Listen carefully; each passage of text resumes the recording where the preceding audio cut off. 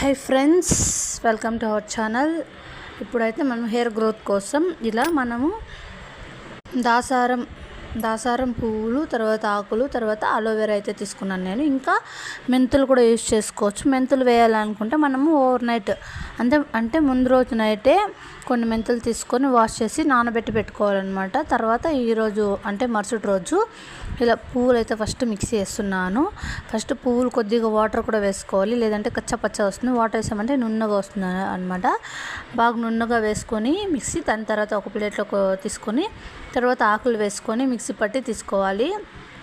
తర్వాత అలోవెరా, మెంతులు వేయలేదు నేను ఇప్పుడు, ఎందుకంటే నానబెట్టలేదు కాబట్టి వేయలేదండి. మీరైతే నానబెట్టి వేసుకోండి, ఇంకా చాలా మంచిది అనమాట. మెంతులు వేస్తే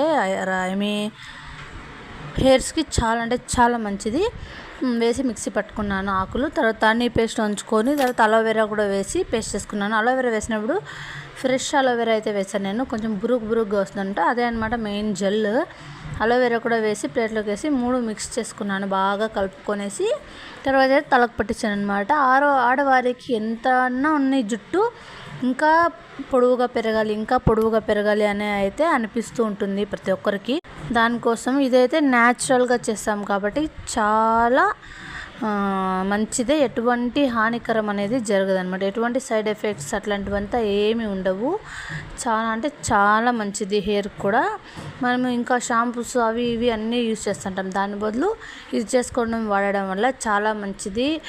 డాండ్రఫ్ కూడా రాకుండా ఉంటుంది. తర్వాత హెడ్ కూడా చాలా చల్లగా ఉంటుంది. వైట్ హెయిర్స్ కూడా తగ్గుతాయి. ఇప్పుడైతే నేను జెల్ మొత్తం మా అత్తమ్మకి అయితే అప్లై చేస్తున్నాను. ఇక్కడ హెయిర్కి అయితే మొత్తం బాగా అప్లై చేసేసి ముడైతే వేసేసాను. ఒక ½ అన్ అవర్ బాగా నానిన తర్వాత వాష్ చేసుకోవాలి. స్నానం చేసిన తర్వాత ఎలా ఉంటుందో అది కూడా క్లిప్ చూపిస్తాను ఇప్పుడు. బాగా మొత్తం మసాజ్